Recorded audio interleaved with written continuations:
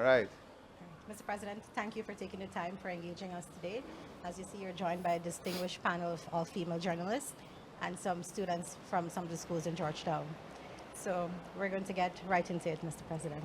It's great. It's great being here this afternoon, especially with the powerful all-female panel of journalists and, of course, the future of our country, our young people. It's great to see all of you out here this afternoon. I'm very pleased that I'll be able to engage you on some of the things that you believe are the priorities for the future and young people. So it's a great privilege to be here.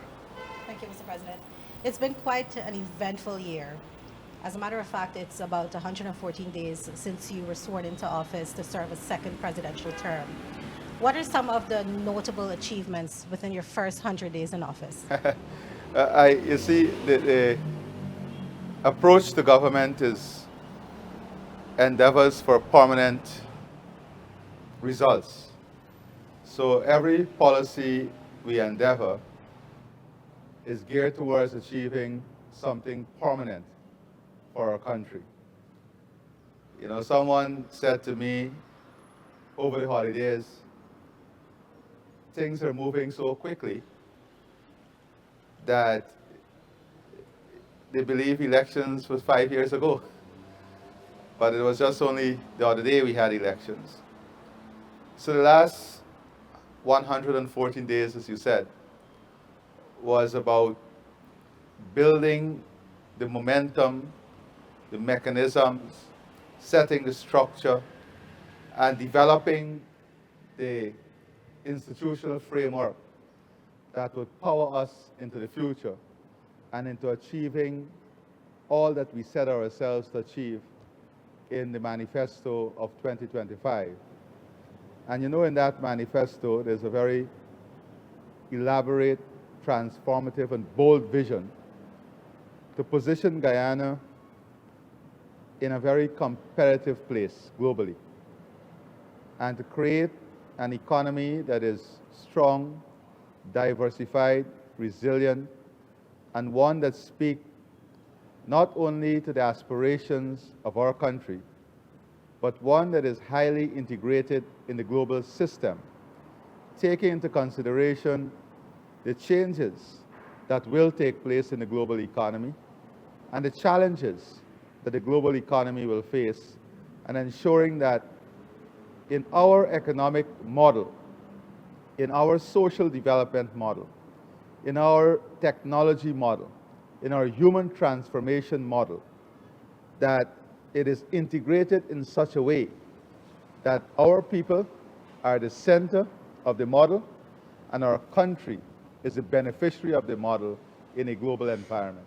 So the last 114 days was to set this agenda, and that is why I took time in addressing the nation, in detailing out what this agenda would be, so that our private sector, the government, and every stakeholder within the national frame can understand the vision and can start adopting and developing their own strategies to meet this vision and to be part of this transformation.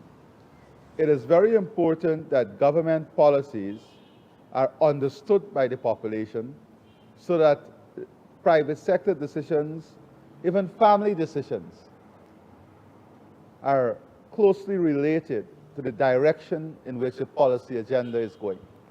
For example, a business might now decide, given the incentives in the agriculture sector, that they want to diversify their portfolio into agriculture.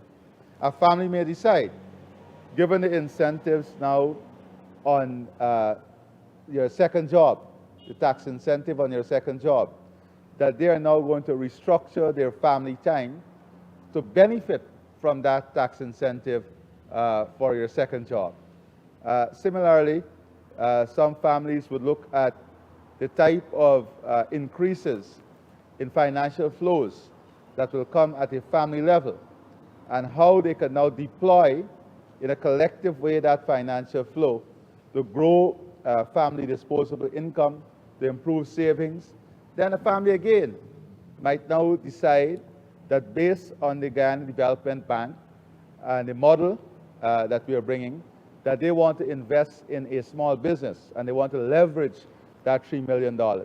At the same time, they want to benefit from the low interest loans for housing and the direct subsidies that the government will bring in for home ownership. So they will start positioning themselves towards building their home, expanding their home, or developing their home, which will add to their asset value and give them an opportunity to create even new wealth within their family framework. So the last 114 days, I would say, was about designing this framework and then having the opportunity to address the nation on that framework. And I think that was where a lot of work went and concentration of work went into. You would have also seen that we have taken a new approach. Well, not a new approach, but we have really resuscitated an approach of having the cabinet in a different administrative region for 2 days every month. And this will continue throughout the next 5 years, so that there's a direct relationship between policymakers and the population in every administrative region. Because I want people in every region to feel the seat of government within every region. That is part of building one Guyana, so that the seat of government is rotated in all our administrative regions. So I would say that is how the last 114 days, but you've already seen tremendous delivery in the 114 days. And that shows you that we are a result-oriented government. We are very focused on results. We are very focused on targets. We are very focused on this transformative agenda, and we are approaching it in a business-like fashion, removing the bureaucracy, strengthening systems, and using technology as the backbone towards achieving the results that we want to achieve. Thank you, Mr. President. Kiano. Mr. President, I'm happy that you spoke about the vision that you've outlined. And what we've heard from you within that 100 days is that you want to ensure there are vehicles for wealth creation. And you touched on one, which is the imminent Guyana Development Bank. But what other vehicles are you driving over the next 5 years to ensure citizens have opportunities to grow wealth, especially as you look to use oil and gas as a tool for poverty reduction? And added to that as well, in addition to the vehicles over the next 5 years, do you have any specific targets for poverty reduction that you are keeping your eyes on for the next 5 years?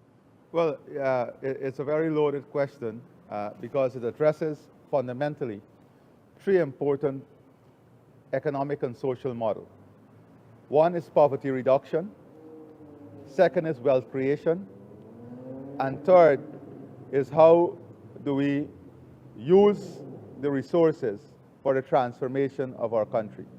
So the question I would want to address in this 3-part manner. First of all, wealth creation.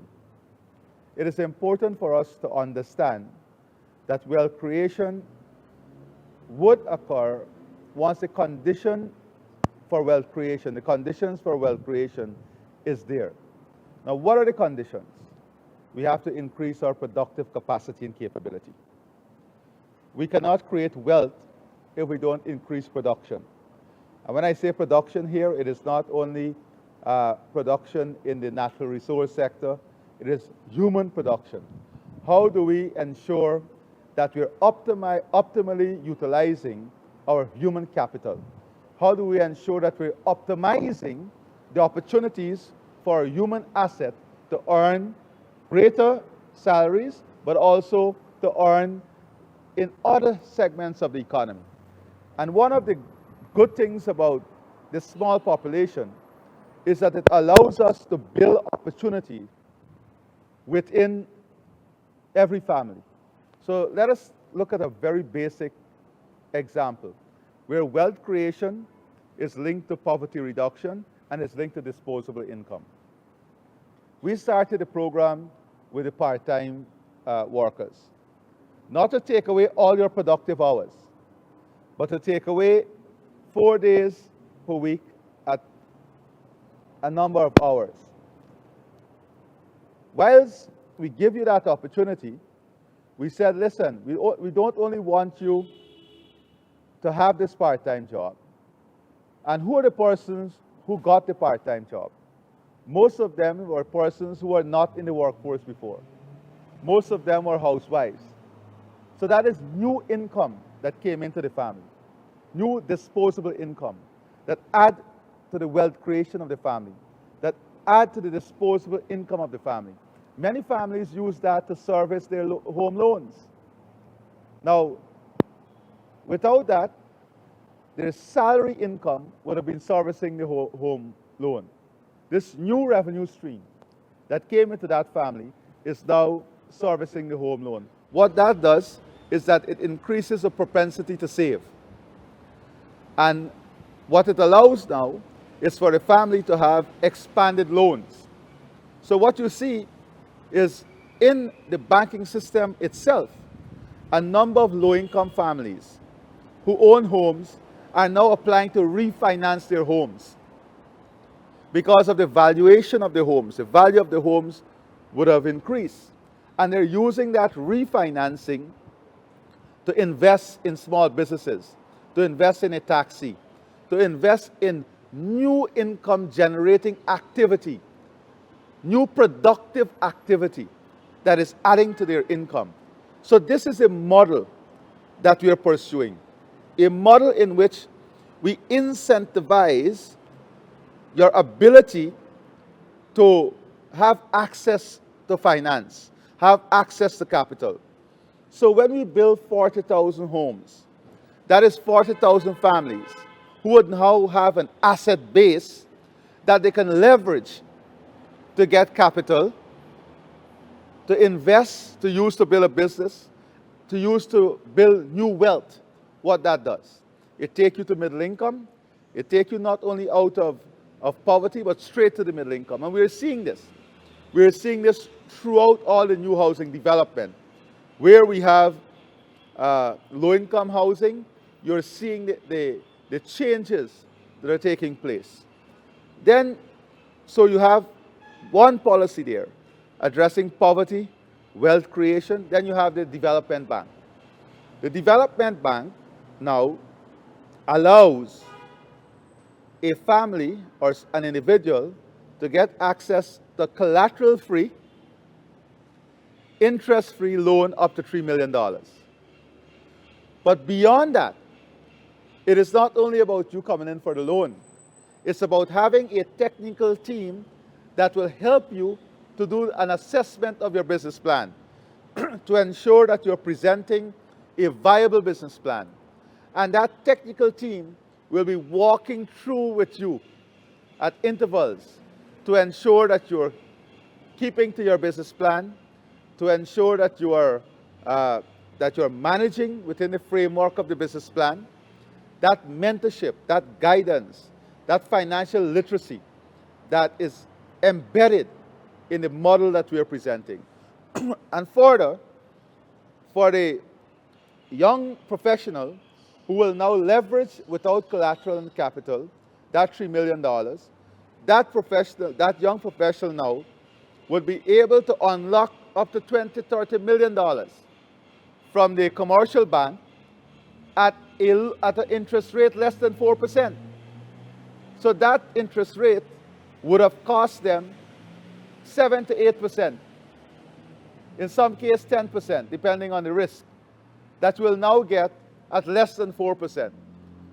So you're unlocking finances even before you start the investment. You're benefiting from no interest and low interest rate. So what that does, it now allows the smaller family, the individual with no collateral, to now be part of this entrepreneurial revolution, this business revolution, creating a model of development that addresses poverty, wealth creation, business development, human development, because part of the program would also include those persons registering under the Gold Scholarship Program to do an academic program. Because with every level of academic achievement, your ability to make better decisions should improve. Not always necessarily the case, we have seen that, but it should improve.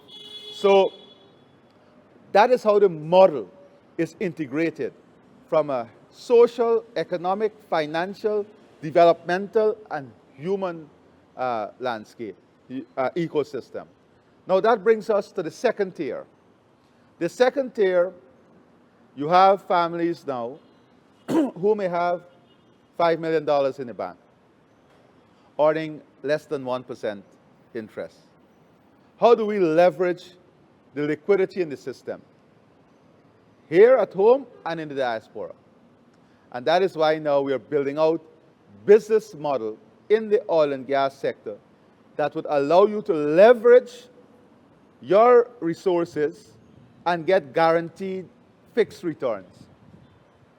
So we have, for example, we are talking to Exxon on the service boats, where we're going to say that in the local content legislation, machining services, the service boats, engineering services now must have a local content component. And how do we leverage not only the local private sector, but local families and families in the diaspora to now be part of these investment opportunities? How do we bring every family to own the fertilizer plant with fixed rate of return? And here is where you will enjoy the luxury of the asset you have built, whether it's your home, because you can leverage your home. Let me give you an example. If you have a low-income home, $8 million, your interest rate is about 3.8% in the bank. You refinance that home for $15 million, right? You now have what? You have $7 million? $7 million additional asset. Let us say you take that $7 million and you invest it in one of these opportunities, and you get a return of 8 to 10%, and your loan is 3.5%. That's how you're using capital and your asset to earn you wealth. That is revenue that was not there before. That a policy of the government, that an investment of the government, that the opportunity the government gives you by home ownership, land ownership, now allows you to leverage to earn. And this is the model that we're building. Then we have the human development that is important. And that is investment in education, increase in old age pension, things that address vulnerable groups, persons living with disabilities, our school children, increasing all of those grants. It's not only the grant that goes, the cash grant. It is all of these additional grants that goes into the system to help the vulnerability that exists. And when you look at the growth over the next 5 years of the vulnerable population, who most times are captured in that poverty assessment, all of them will be able to come out of that poverty level, given the investment, given the social investment, the financial transfers, and the economic development that will take place. So the model is integrated. I don't want to use the word complex. It's integrated and designed in such a way to increase our productive capacity. That is why we've incentivized agriculture. So we can now have little industries created in every village for agro-processing. And you've seen at the Christmas market and all over the place how our single mothers and agro-processors are improving their product line. Today we have just negotiated where we have 2 containers of agro-processed goods going into the Caribbean. We are now working on a commercial arm of the Guyana Defense Force to integrate our food production with that of the CARICOM market. Yesterday, I had a very good conversation with the Prime Minister of Antigua, where a group of young people there are investing in transport capability, and they're looking at Guyana to be a supplier of food into the Antiguan system. So, and I'm happy we have the school children here, because one of the things that we want to do, now that we have the development bank, is to go into the schools and teach the children in sixth form, those leaving sixth form or fifth form, as to how they can come together in consortium. So building the mentality of consortiums at a very early stage in their life, and then see what business ideas they can come up with, and help them through the development bank to finance those business ideas up to the limit of that bank, because you don't have the collateral requirement, you don't have the interest-free requirement. So you have these young people who may get together, 15, 20 of them, and say that we have this great business idea. Now what that does, it creates a society that is innovative in its thinking, analytical in its thinking. It creates a next generation of young people who will be forward thinkers, who would be looking to apply themselves in what? Wealth creation, in productive activity. And so this is part of the model that you will see in the next 5. So in terms of the final component of that question, targets, I would say that the measurement of poverty will change. What do I mean? Take all of us here, for example. Farisa, you know that coming to Georgetown when you were a younger person was a luxury. Today, being able to come to Georgetown is a necessity. Someone spending 8 hours in the traffic to cross the bridge was productive time loss. So let us say you are a machine, you had one of the weeding machines, and you have to come to Georgetown to work, and you spend 8 hours in the traffic. Your productive time is reduced to 3 hours. Now that is eliminated with a new bridge, with the new roads. All of these things are critically linked to wealth creation, the question you asked. When we build those roads and open up those lands and make backlands front lands and change the price from $2 million an acre to, in some cases, as Farisa would tell you in Region 3, to $1 million US an acre. How can you put a measurement to that? How can you put a measurement to that? So that the society itself will change. A pensioner that knew how to use $40,000 per month want higher quality of goods. That same pensioner is deciding today, I want to shop in the comfort of a supermarket. A basic family today is saying, a car is now a necessity for me and my family. There is absolutely nothing wrong with that. But when you look at the benchmark indicator for absolute poverty, whether it's $5 US a day or $4 US a day, you tell me who in Guyana is working $4 and $5 US per day. But it's important that in this transformation, the mindset also change. Because we now have the situation where people are reducing their productive time because of the increase in wages, the increase in salaries. So a driver, for example, a truck driver, used to work 6 days per week. Today, he earned that same salary for 6 days in 2 days. So they decide that I'll work 3 days, and the rest of the week I'll relax. That mindset. When people speak about the Dutch disease, they look at government. But the Dutch disease is created by the mindset of the population that weakens our productive capacity and capability, that weakens and create a false model of what constitutes work, level of effort. In this phase of development, it is important that we develop a mindset of maximizing our ability to earn, maximizing the productive time that is available before us. And that is part of the agenda in the next 5 years. How do we create this new mindset? Wealth creation is not accidental. Wealth creation is planned. It's planned at a national level through policies and programs, but it is felt at a community level.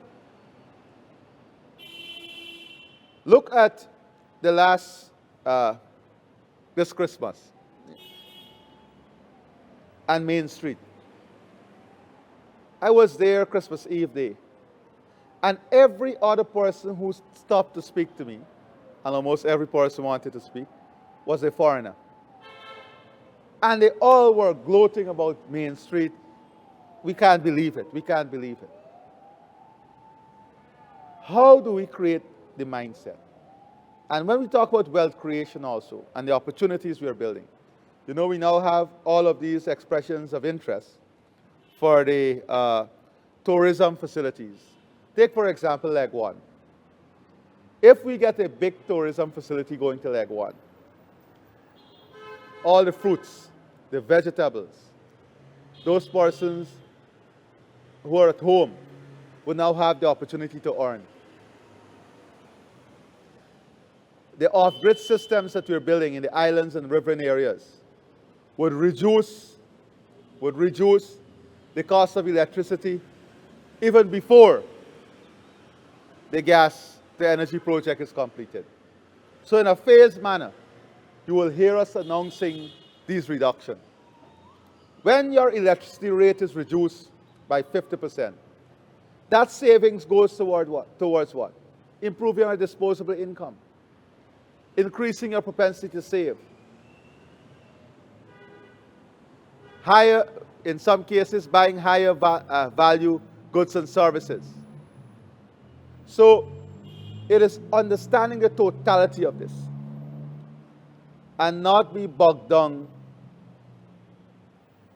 in the creativity of social media. And by the way, that is something we have to address too. That is something we'll have to address also. So I know I'm going on, and you have a lot of you here, but I hope I was able to add some clarity, Kiana. And I hope Kiana doesn't have a follow-up question to that. No follow-up. Very clear. Thank you. Tasika. Good afternoon, Mr. President. You just spoke about food production, and I want to bring you to the 25 by 2025 food security target that was not met and has now been revised to 2030. What specific lessons has Guyana learned from the shortfalls of the original timeline, and what concrete changes will be made to ensure that the revised target does not face the same outcome? So I won't say that the targets failed. For a matter of fact, if you look at all the reports, the Caribbean and Guyana has been commended globally for the efforts we have made on food security and increasing production. But we did not plan for 2 major hurricanes and 3 storms. The entire agriculture sector is almost wiped out in Jamaica. They contributed significantly to hatching eggs. So everything has to be taken within the framework of what exists. So we have to first agree that the region and Guyana has made tremendous strides. We have surpassed all our targets. I'll come back to Guyana separately. We have made tremendous strides. But the vulnerability of the sector still remains there. To natural disasters, financing, refinancing. So the 2030 agenda is to ensure we stay on track, to ensure that the policy environment continue to incentivize agriculture and food production, incentivize investment capital investment in agriculture and food production. And you have seen in the budgetary allocation from every government within the region, heavy focus has been on food production and agricultural expansion. So that by itself is enormous success. The increase in production is also enormous success. But we also have to remember that the 25 by 2025 agenda came after the pandemic. And after the pandemic, tourism came back. With tourism, I'm speaking about the region, comes higher demand. So of course, although the production increased, it did not increase at the pace at which tourism and other sectors started to re-emerge after the pandemic. So this straight line simplistic analysis by some lack depth, but that comes from the inexperience in policy making, and that comes from sometimes agenda that are skewed for a narrative. Let's look at Guyana. We have increased our poultry production, our livestock production, our egg production, aquaculture production, corn and soya. In 2 years' time, we'll be exporting to the Caribbean. Now going into large-scale black eye and red beans production. So our investment in D&I, the opening up now of new lands for agriculture, creating the confidence back in the system, agriculture. Today, that we have international investors knocking on our door for large-scale swine production, large-scale livestock production, the sugar refinery, investment in Gaisuku, the Skeldon estate, ethanol production, mega farms, mega hydroponic farms, vertical farms. So why is that? Why is that happening in Guyana?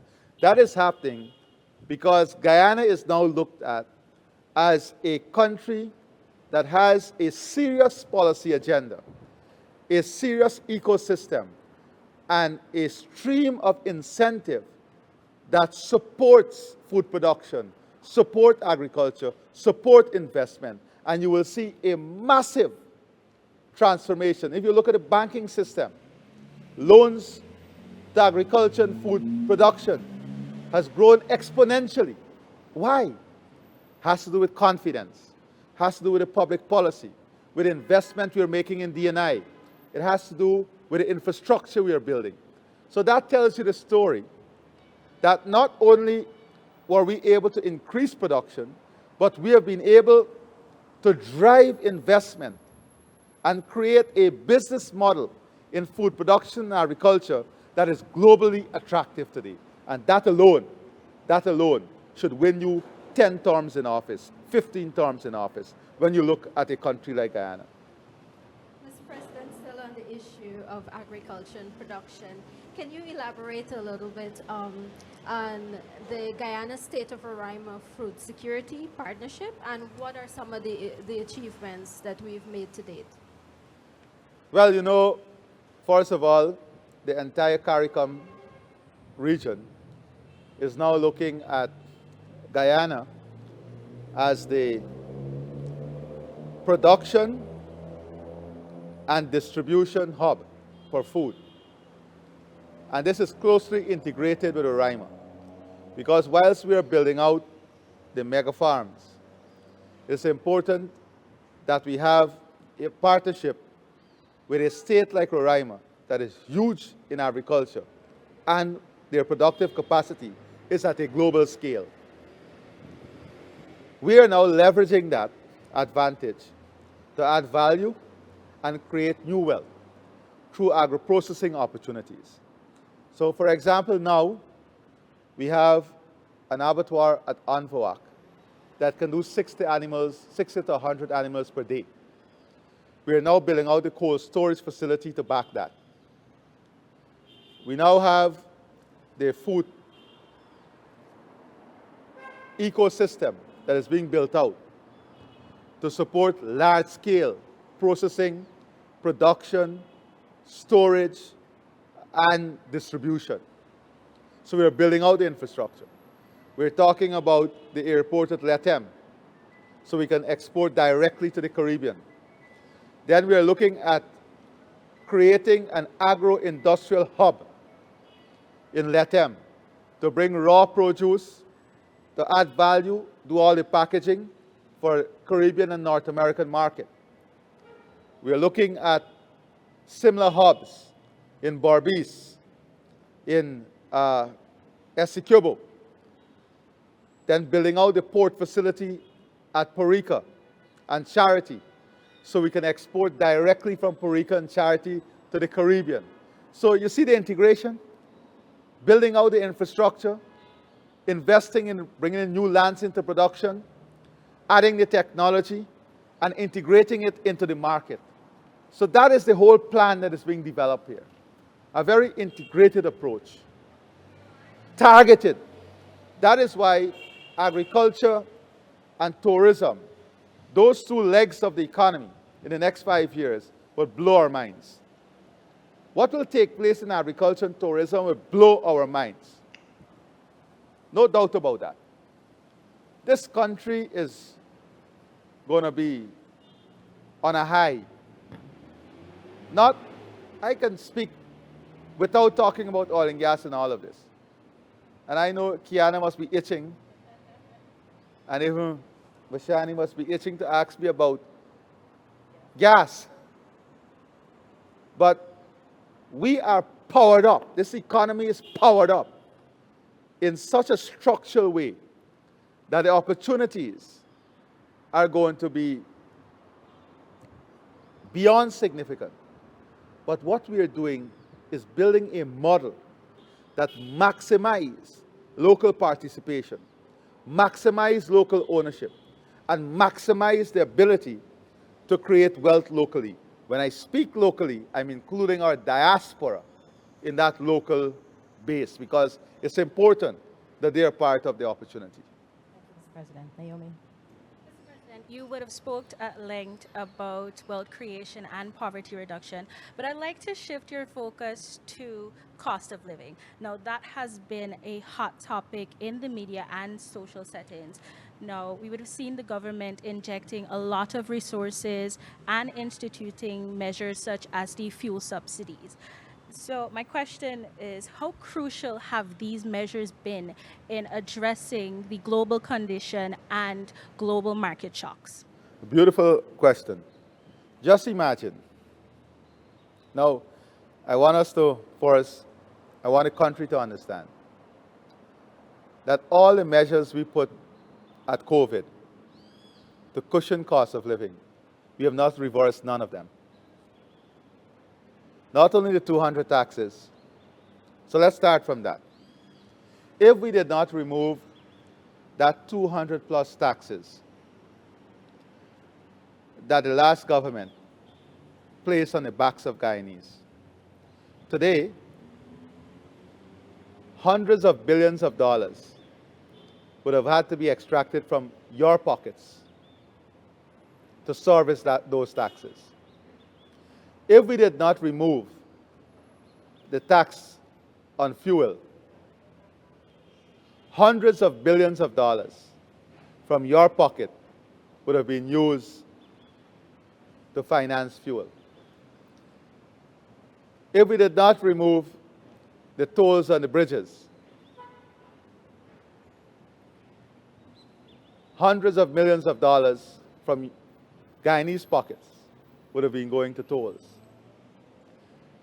If we did not create the incentive for the reduction in low interest rate loans from 6.5%, middle income and low income from 8% to 4%, that is hundreds of millions of dollars that was going to service interest on your loans, now back in your pockets.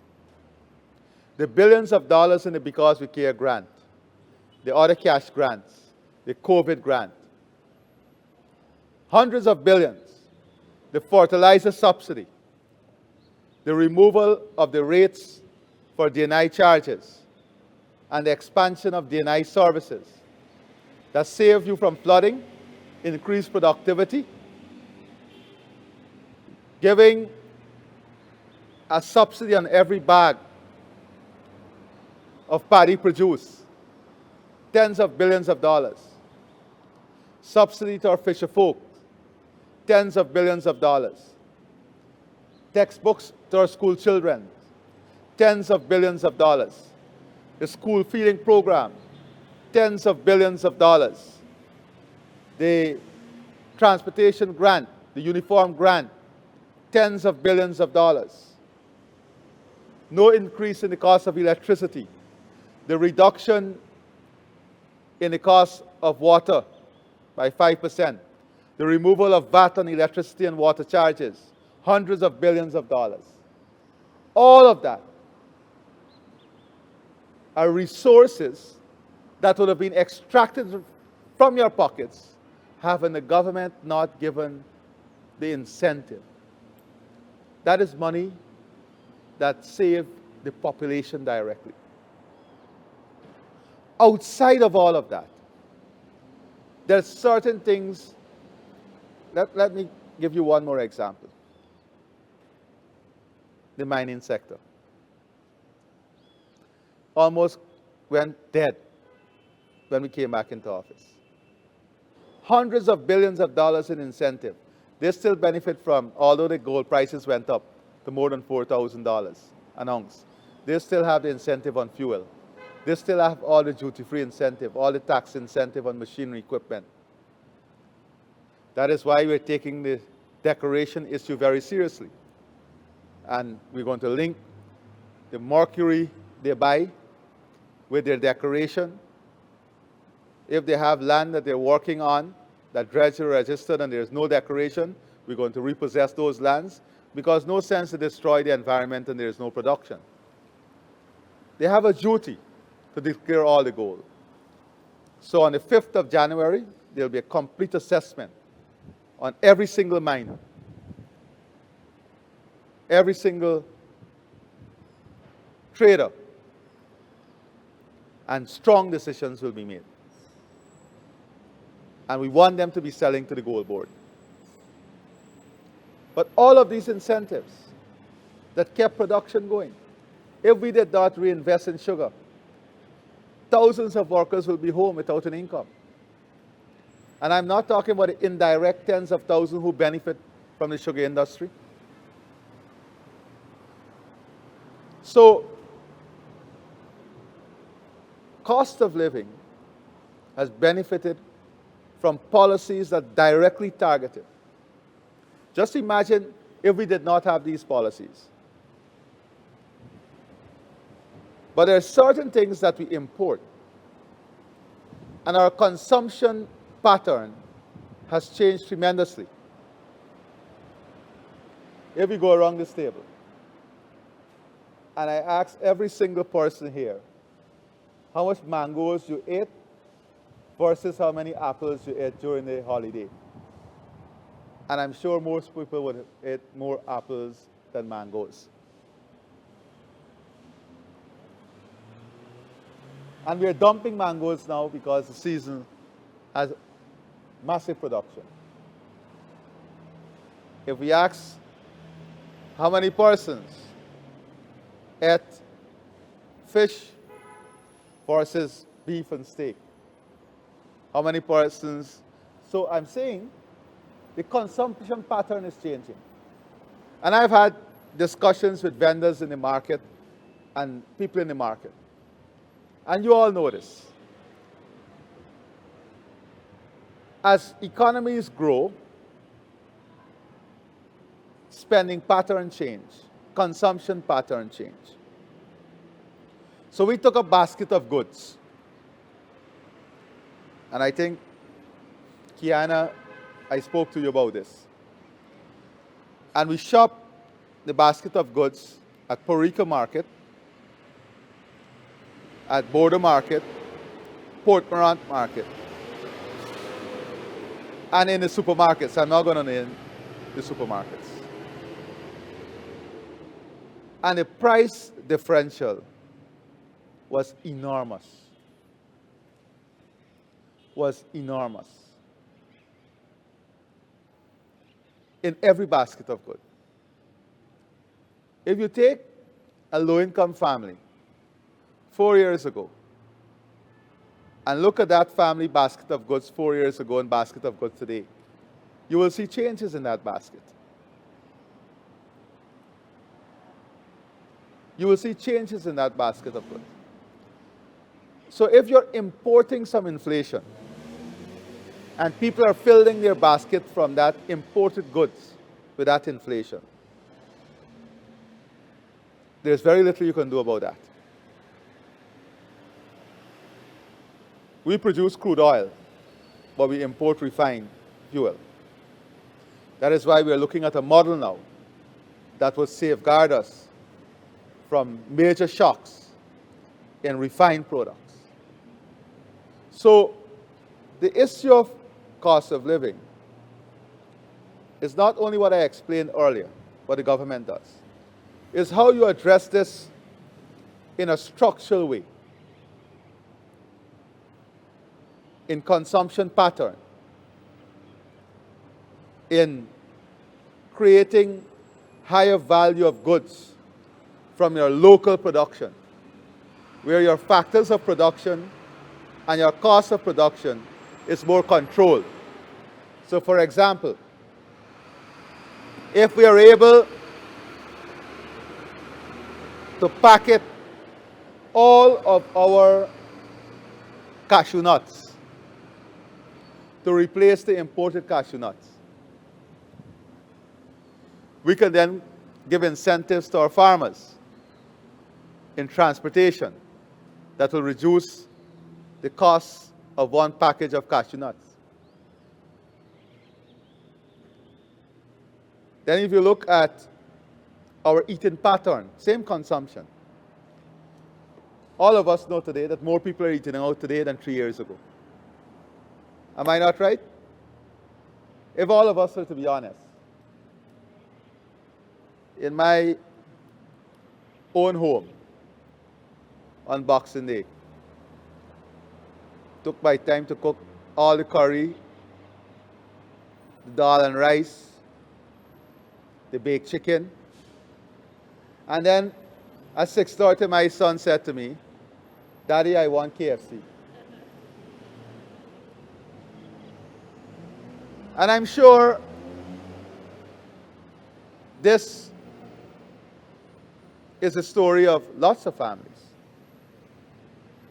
You wake up with balanche, choka, and roti, but by the time you get to the balanche, choka, and roti, you got 8 egg balls on the counter. So we have to understand the nature of the economy. More people are eating out today than 3 years ago. And there is nothing wrong with that. Because we have to be aspirational.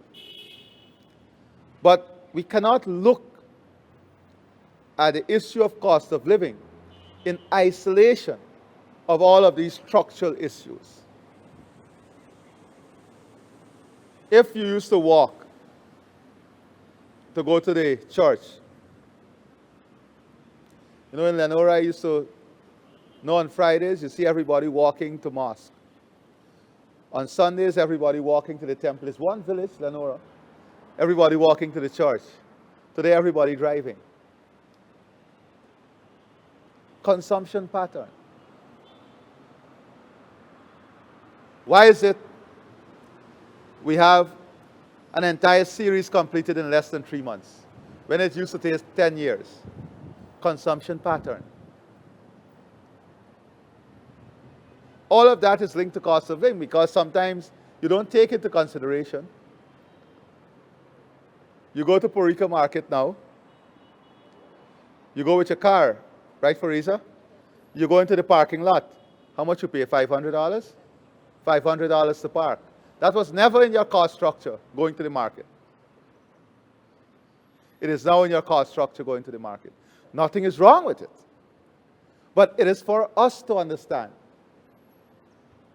the nature and structure of the economy as a result of the growth and development that is taking place in our country. I hope I was able to shed some light. Vishani. Mr. President, I want to turn your attention to two specific areas. The first would be, what can you tell us about your plans or initiatives for the year 2026 or 60th Independence Anniversary, specifically for persons in the creative and cultural sector? And secondly, Mr. President, we have to talk about power generation. A year ago, you told us, this group, that you would engage management, that heads will roll at GPL if challenges persist. What conversations did you have with them, particularly over the last few weeks? So, Vishani, you're always on target with your question, as all of you. I can't sit here and say that I have not recognized the improvement also in GPL. It is not where we want it to be as yet. We have brought in technical expertise. But why it is not there? It is not there because the entire transmission network has to be redone. And we are doing that right now. That's an investment maybe of close to $600 million US. We have to remember there was no maintenance on this system. We are doing it at the same time, whilst the growth in consumption and demand is moving at an exponential pace. So you have a transmission issue, we have a production issue, and yes, we had a delay on the gas issue, and we acknowledge this. Is it where we want it to be? No. But today we have a plan. We have a plan to address production. We have a plan to address transmission.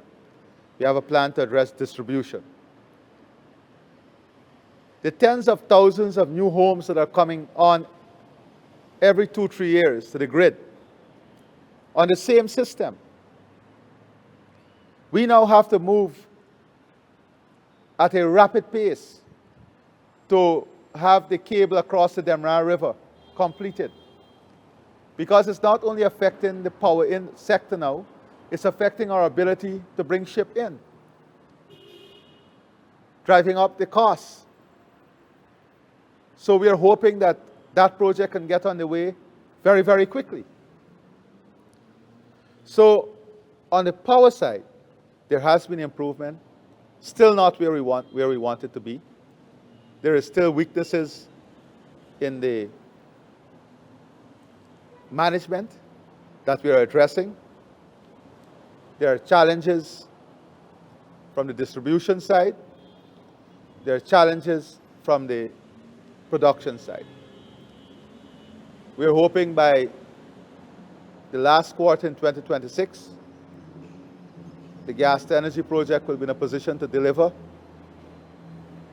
But that too is a problem if the transmission and distribution is not completed.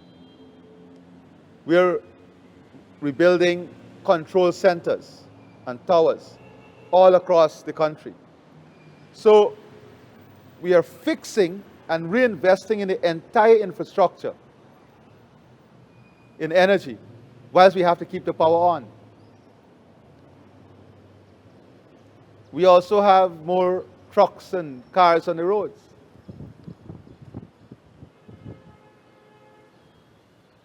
We had a number of accidents that took down major poles. And we also have lapses in our maintenance system. So I can say with great clarity that there is a massive investment, infrastructure, human development, capacity building, institutional changes that will come on stream. That is on stream, not will come on stream. To give us a safe, efficient, and highly reliable network. So that was your first question. The second one was? The 60th anniversary celebration. Yes, beautiful. Well, let me first, because you touched on the orange economy. we're going to invest heavily in the orange economy. And our 60th anniversary gives us an enormous opportunity to kickstart that investment. On this 60th anniversary, I want it to be known as the era in which our orange economy, which include our culture, our ecosystem, our food, our people, our artists, our artistic skills, is deployed at a scale and magnitude never seen anywhere in this region before. We're going to invest heavily in creating a film industry here, to create entertainment hubs in which our local artists can have structured form of income, working to expand our tourism product, but importantly, trying to get major cruise lines to come to Guyana. That is why we have to develop and continue to develop this avenue. We'll be developing the entire seawall. We'll be creating a green ecosystem and walking trail across Georgetown. And of course, for those day tourists, we will have the Essequibo Island tours and the tours to Kaichor. But you will see aggressive investment. And I've already asked the private sector to direct all their social expenditure as much as possible towards the orange economy this year. Our 60th anniversary will be a grand homecoming. It's an event-packed year in which we want to have all our Guyanese brothers and sisters coming back home to visit, to spend time, but that has to be driven by events. So the military has a series of events planned, culture, tourism, and our artists themselves are working with us. So everything that is national in nature would have our 60th anniversary as part of it. Before the end of the first quarter, walking down this entire Lamaha Street would have the amazing history of Guyana pre-independence. So you'll be walking through the history of Guyana pre-independence.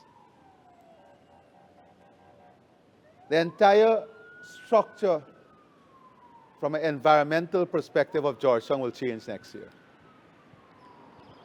And we have to admit, because I deliberately drove around, it was much, much cleaner this year, even after Christmas Eve.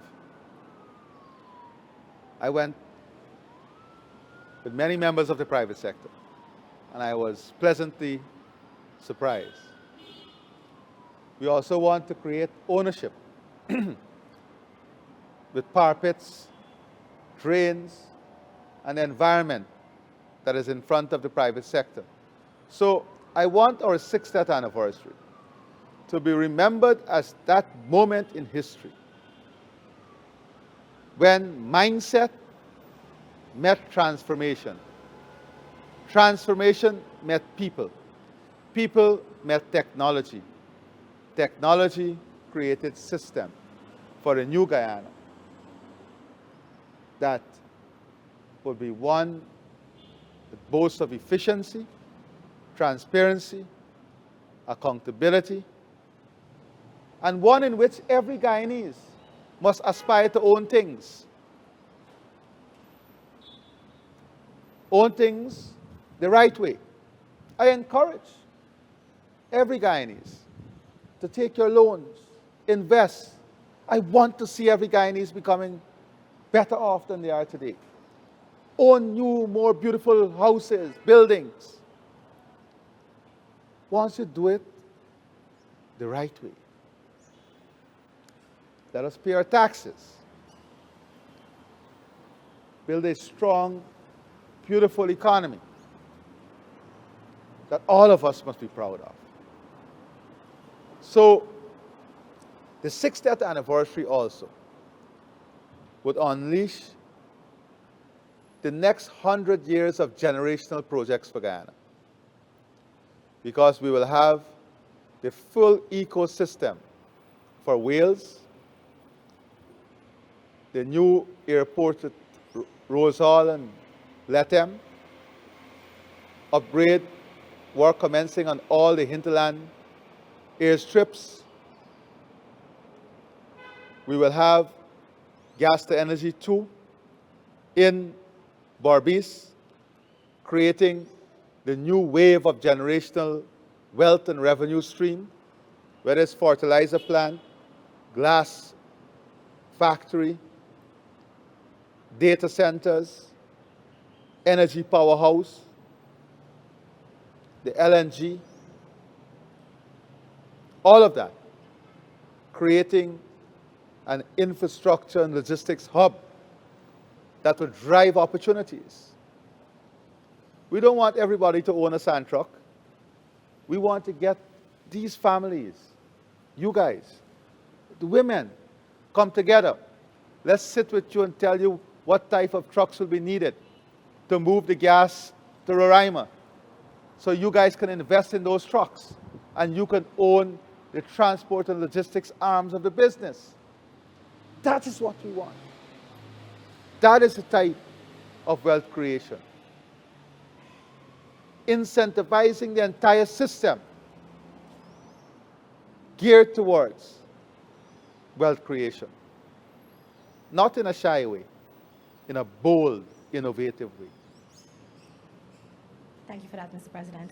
Since you have returned to office, you have placed much more stronger emphasis on accountability, and accountability when it comes to your government ministers and public officials and measuring their performance. You also spoke earlier about taking a business-like approach to governance. What drove this shift in management, basically, and what measures are in place to ensure that these standards are actually enforced? Well, what drove that is knowing that in term limit you have a finite time to make the type of impact. And being part of a team that want to see not just Guyana do well, but that Guyana lead the world. And this is, I'm not taking this lightly. We will. There's no other choice. And we are building accountability within the system itself. The Ministry of Governance, Government Efficiency and Implementation. Let's take 140 days. We started Service Center in Lenora. I don't know, Fraser, if you had an opportunity. But Shani, I don't know if you two went and checked. What used to take people 3 weeks is done in 10 minutes now. Work permits, visas, everything electronically done. And if in 10 days the application is not processed, the system will tell us not only how many are outstanding, but who are the officers that are lagging behind. And we're speaking publicly about this. The electronic ticketing system, 48,000 plus tickets. Almost 50% payment rate. You're seeing it. Citizens are feeling it. Digitizing. In 7 months, 8 months, all the NIS records digitized. What take you a month to search for, you can search in 5 seconds. And everybody have access now. Look at the license. Early in January, you will see a lot of people being sent home. We have just completed examining the records of all the licenses issued at GRA versus how many persons pass the theoretical test and how many pass the practical test. And I can tell you, the results is alarming. Because you can't go on to the practical if you don't pass the theory. But guess how we were able to achieve that? Because the exams is now digitized. So you write the exam electronically, and the results is done electronically. It's reducing that human bias. In a couple of months, we'll have new scanners at the airport. Look at the improvement in the airport, in processing at the airport. Where are we going to give you, like Singapore, self-declare? Everything goes through the scanner. If you falsify the declaration, we have to move the first instance fine to $200,000, 1,000 US. And then jail term if the same person do the second or third time. Those are some of the things that we're thinking about. Building the system. We must never have the type of situation that robbed this country of hundreds of billions of dollars of revenue. So we're building everything on systems driven by technology, on a digital backbone to improve efficiency, enhance accountability, and improve transparency. But it's not only for government, it's also for the private sector.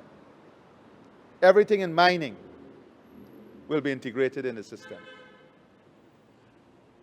We're incentivizing the opening up of new accounts. We want every citizen to have an account. Going to the school system, encourage our school children to open accounts. All of this is what brings discipline to the society. That is why I spoke about cultural shift, mindset. Deploying cameras at a national scale. The cameras are doing an enormous job for us in solving crime. All-time low. Let's talk about that a bit, crime and security. Because we have had massive improvement. And that is because of the technology. We are now going back, working with our international partners on what we term cold cases.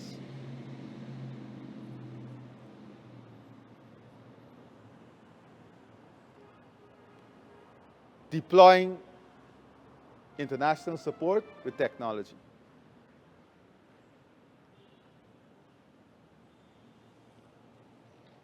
Our men and women in uniform are able now to use this technology. Eyes in the sky, 24 hours deployed. Our clear-up rate is the best in the region. So we have concerns also, because the judiciary must be predictable. You can't have an Amerindian man with a shotgun sent to prison for 2 years with an illegal firearm, and you have a man with semi-automatic weapon, high-caliber weapon, given bail.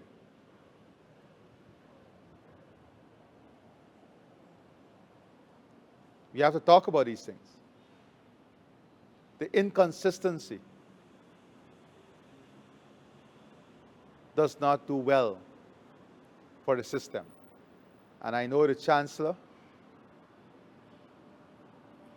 and the Chief Justice are working to ensure that these inconsistencies and the Judicial Service Commission must be eradicated from our system. So it's system-based, technology-backed, and human developed. Still on crime and security, Mr. President, but just a little shift of the focus on that. We have seen that the U.S. is taking on the fight against narco-trafficking, and there's a buildup of the security forces in the Caribbean Sea. This has resulted in what I would say a fallout or a disagreement among some CARICOM leaders. As a matter of fact, the Prime Minister of Trinidad and Tobago says CARICOM is no longer a reliant partner this time and that the organization is deteriorating. What are your views and where does Guyana stand? We are a proud member of CARICOM. CARICOM headquarters is located in Guyana. Multilateralism is an important part of our diplomacy. Regionalism is an important part of our diplomacy in Guyana. And I think it's unfair to say that, and I will not speak for my colleagues, but let me say this. Collectively, I went to many CARICOM meetings where we expressed concerns about drug trafficking, gold smuggling, and other form of illicit activity within our region, utilizing our maritime space and our airspace. There is no doubt that the entire CARICOM spoke up against this, including gun smuggling. We all ask for action to be taken. This brings me to my personal position. I support completely every action taken to eradicate drug trafficking, terrorism, gold smuggling within this region. It undermines democracy, it undermines freedom, it supports corruption, it destroys societies. What about the tens of thousands of persons who lost their lives, families displaced and damaged because of these people, these criminals who operate? So the U.S. have a solid partner in Guyana in the fight against those forms of criminality. Thank you, Mr. President. Kiana? Mr. President, I want to shift the focus now on gas. And you have laid out a very transformative agenda, particularly as it relates to. I'll start over. Mr. President, I want to shift the attention to gas development. And in the past few months, you have laid out a transformative agenda on what gas development is going to look like. And you've made it clear it has to happen in your second term. I want to know, in addition to the plans that you have for creating opportunities for co-investment and for rolling out a number of initiatives through gas, what are some of the risks that you are monitoring to ensure that we are a success with gas development? That's a loaded question, Kiana, because you know where the risks are. But I'm happy you asked it. It's easy for persons to sit down there and believe that there is no volatility. We know that the world is undergoing different challenges. When you look at Venezuela production out of the system, Russia and Ukraine, basically not optimal in the system, and the Middle East, should all of those conflicts resolve itself, and you have an exponential growth in production in the system, economic model tells you that demand and supply affect price. That's why your question is so important.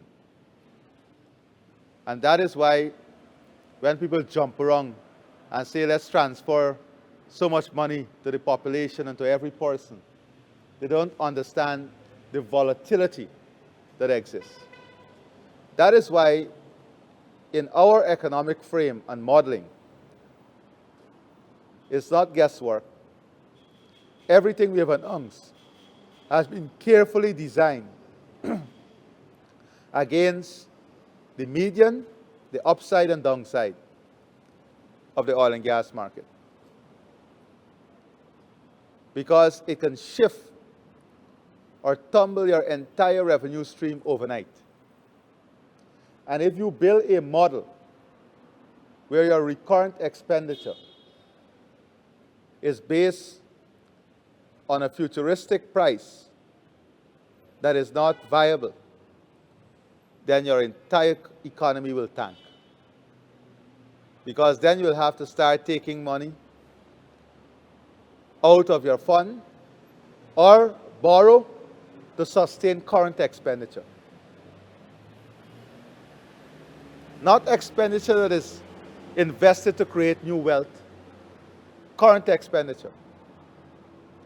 That is why we have to be very careful in our modeling. And we are taking these things into consideration in our modeling. The second thing is understanding where the world is going. If you look at the Middle East, you will see the focus now is on leveraging their petroleum potential for energy and energy-related investments. That is why in Saudi Arabia, it's about the hyperscale data centers that will power the next generation of jobs. It's about investment in technology and AI. It's about converting their petroleum into petroleum-based products for home construction, for drainage, steel production. It's investment in innovation, research, and development. Because it's not the raw product. It's converting a lot of that excess demand into new forms of production, into energy that drives new industries and new form of wealth creation. And we have to be in that model. We have to be part of that model. Otherwise, we would find ourselves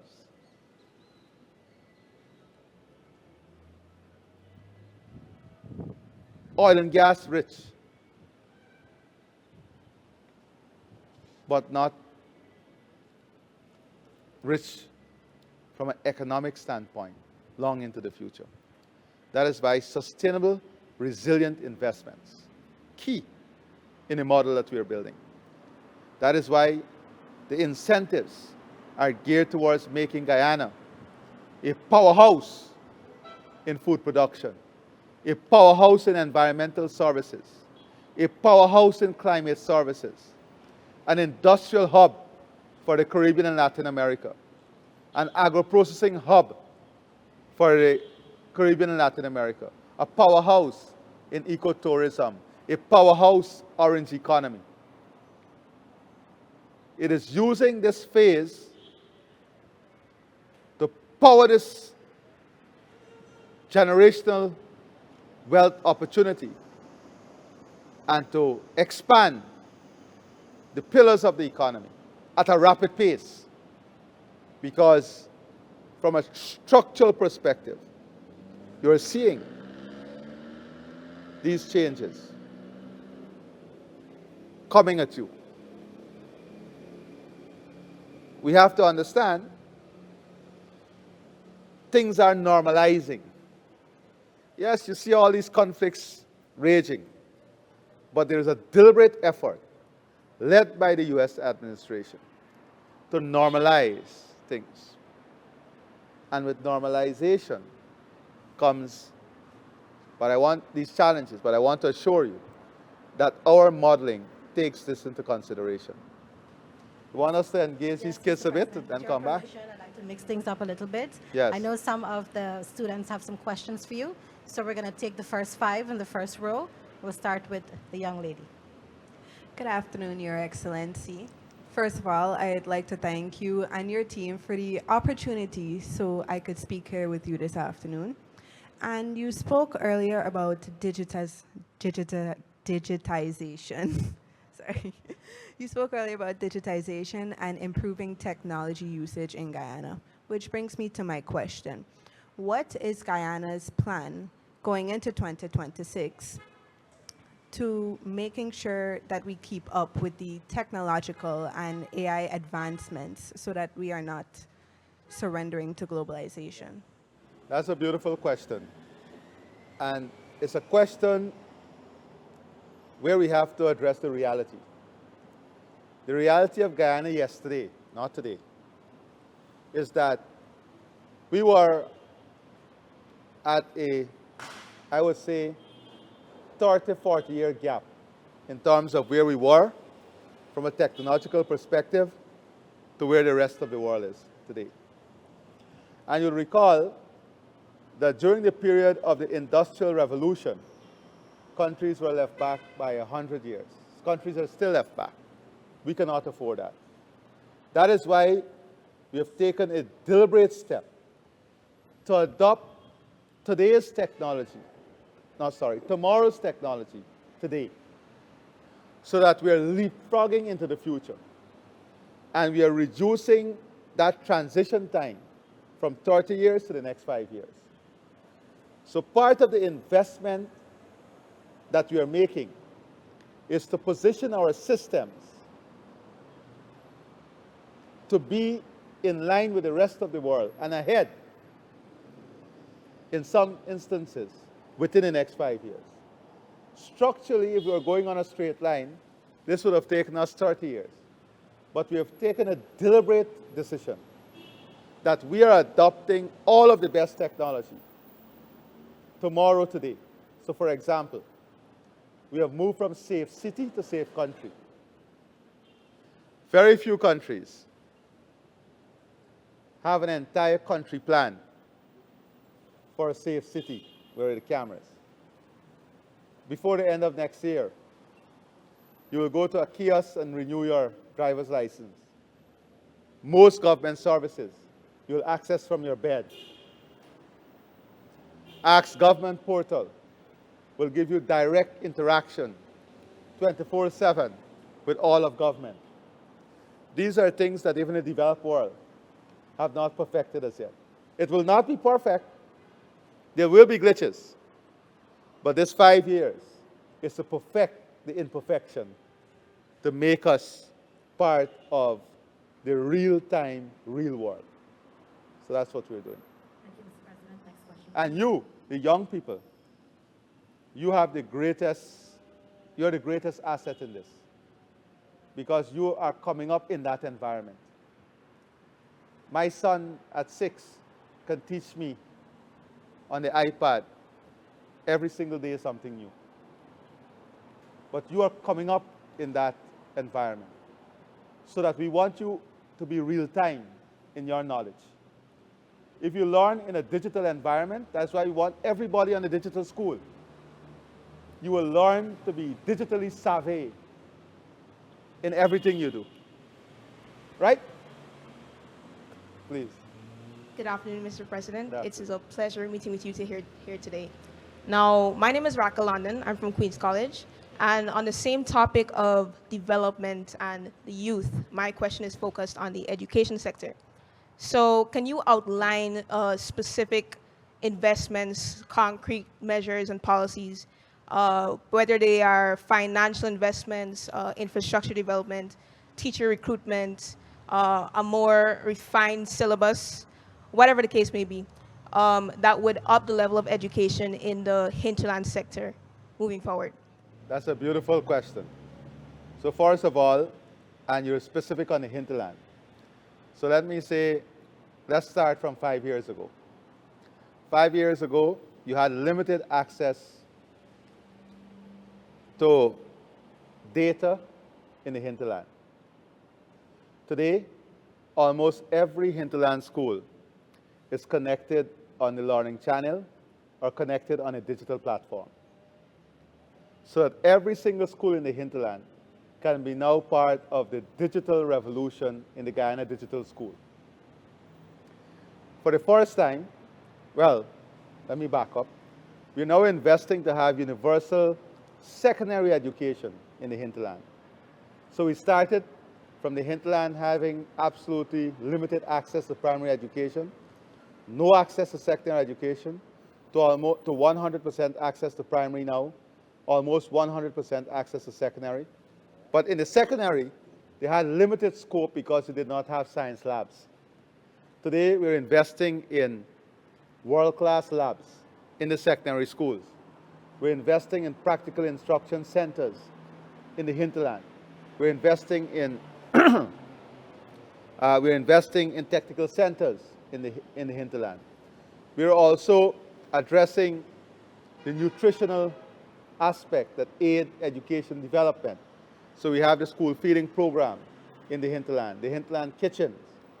We have expanded scholarship now to the hinterland. Today we have more students from the hinterland on our Gold Scholarship program. Almost every single teacher in the hinterland now is either trained or in the training program.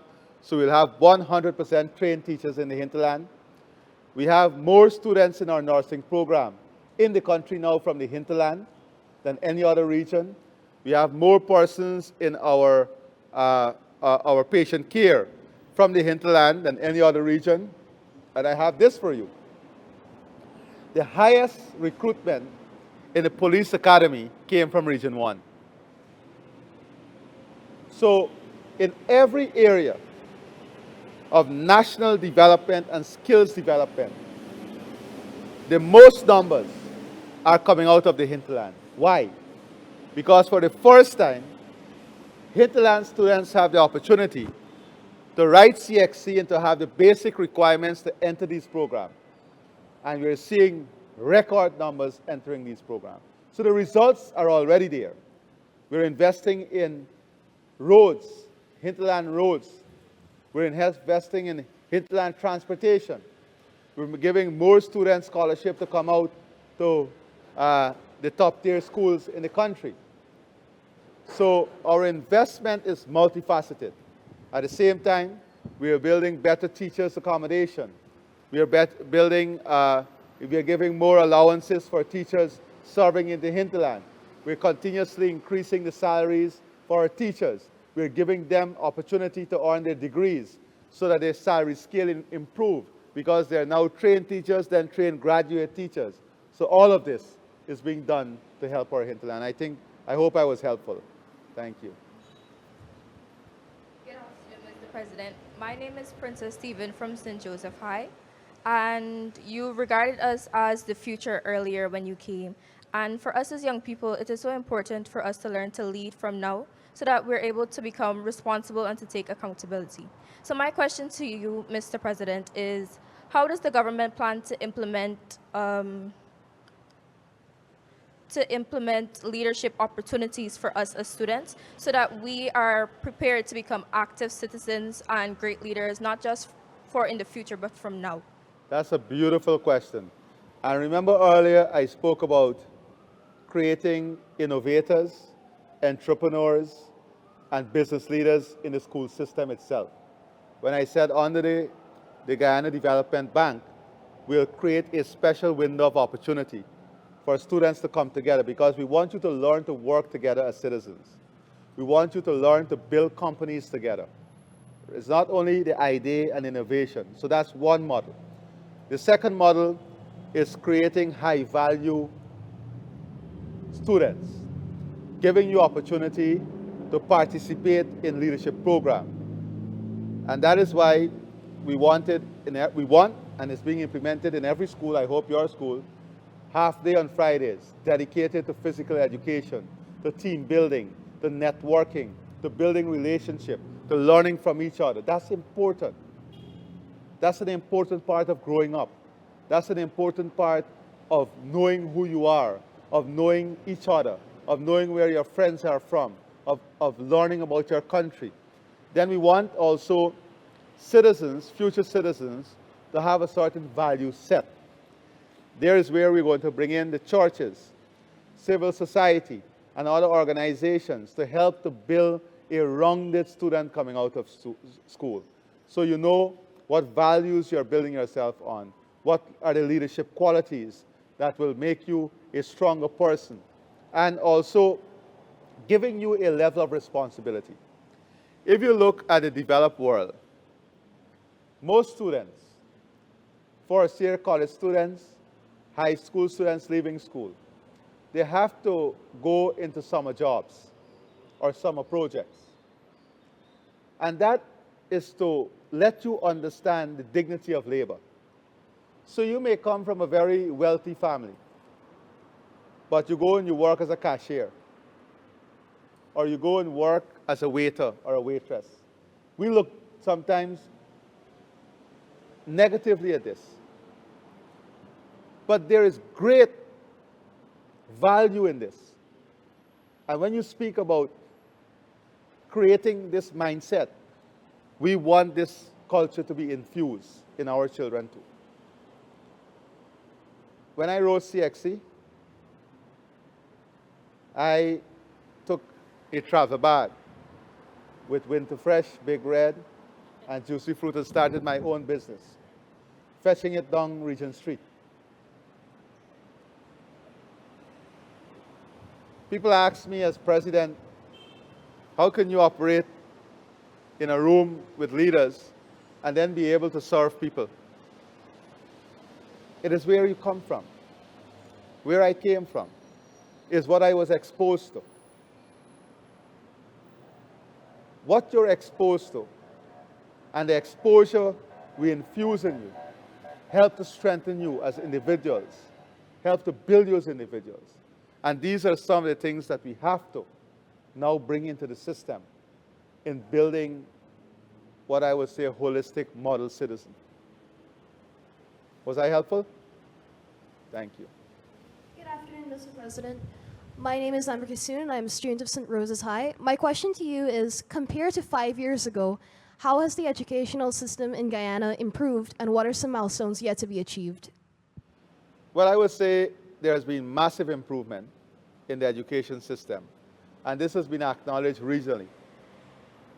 However, we are still very concerned in the areas of mathematics and English, and we have to work on improving these two core subjects. There's an entire plan that is being rolled out, which includes the Guyana Digital School. We also have to do a lot more work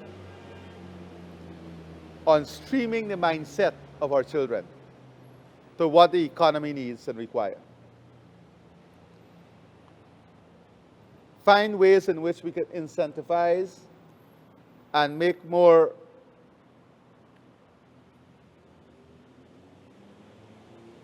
motivating students going into science, students going into engineering. So the education system is input and output. When you put something into a system, it has to be designed to meet a particular output. And the output of the education system, ideally, should match the needs and requirements of the economy. If we look at the education system now, it does not necessarily reflect the structure of the future economy, the needs of the future economy. So we have to start streamlining that. Not just education, but education that is structured and geared towards what the future of Guyana needs. And that is where a lot of the challenge would be. How do we have, and we have to build a national human resource information system and a manpower planning model. That is why we changed the Ministry of Labor to Labor and Manpower, because we have to do a lot of projecting as to what the manpower requirement would be for Guyana in every different sector. For example, the orange economy. If the orange economy gets going, and you have the film industry coming here, you need makeup artists of a different caliber and skill set that will require a certain level of certification. So we have to be able to bring who we have now and help them to get to that level of certification. Colombia went through this. That's one of the biggest aspects of developing the film industry. So a major part of this education ecosystem is to manage the input and the output as it relates to what Guyana would need. And that is where the challenge, we'll have to address that challenge. A pleasant good afternoon, Mr. President. Earlier you have stated that you wanted to improve the agriculture sector. So this brings to my question, but I want to touch a bit on the institution area. So what support is provided to schools to manage pest infestation that may affect students' health and learning, particularly in hinterland and Amerindian communities? Well, first of all, we have to agree that we live in an area of the world that has certain advantages and disadvantages. We're in the city here, but I wouldn't be surprised if through these plants there is a spider, or if we go out there in the canal. Growing up, I used to go into the trenches and feel for fish. And every now and then you will feel something else than fish. In our own homes, I look forward to my small son running to me at some point in the night. Daddy, the lizard, hug me, hug me. That's a good opportunity to get to hug him. Some countries you have snow. Regardless of what we do, we have to fight termites, whether it's wood ants. So we have systems to help to mitigate against these things. But we have to agree it's part of the natural environment. You agree with me? Some people go to the hinterland to get the opportunity to see a jaguar or to see a giant anteater. But we know,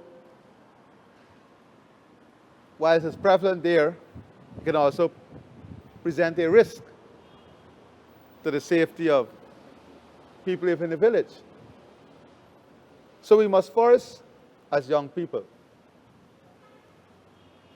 appreciate the environment that we are operating in. Because if we don't appreciate the environment, then we'll not be able to have a good understanding of the challenges in that environment. In the budget, you will see on the maintenance, we have resources set aside for fumigation, cleaning, furniture, equipment. For matter of fact, in the last 5 years, we started to transfer grants directly to the schools to deal with some of these challenges. But sometimes the system is not as efficient as we want it to be. And that is why we are working on this technology backbone to help us make the system efficient.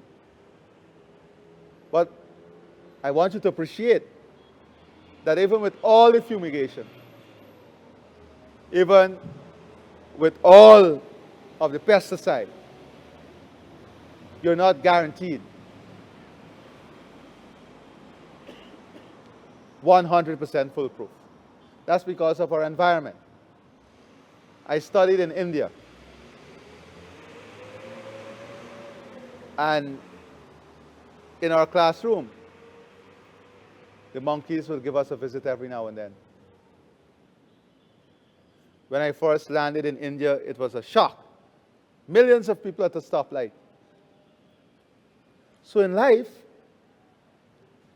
you have to learn to appreciate your environment, because you will be placed in an environment that has cultural shocks and shifts. If you came out of the hinterland, I'm sure certain things that you met out here were culturally shocking to you, and you had to adjust. Am I not right? Similarly, when someone goes into the interior. And that is what makes us a beautiful country. So, yes, the investments are there in the budget. Systems sometimes fail. But I want you not to ever lock yourself into a mode of perfection that disallow you to appreciate the environment or the ecosystem in which we operate. Thank you, Mr. President. Those were indeed some excellent questions from the students. And as journalists, we decided to ask you some oddball questions as we want to continue to mix things up here. And I'll go first, Mr. President. I've known you for a very long time, when you were the Minister of Housing and the Minister of Tourism, even before that as well. And I've I always... will remind you, Parisa, Yes, Mr. President. that you were one of the first persons who interviewed me at 21 years old. And I'll tell you exactly what and where was the interview. We had just launched, well, not just, we had just started the Experimental National Drainage and Irrigation, the SIP project, Community Drainage Improvement Program. Remember that program? Where we employed persons from the community. And it was the first program. And we had an interview at Cane Grove.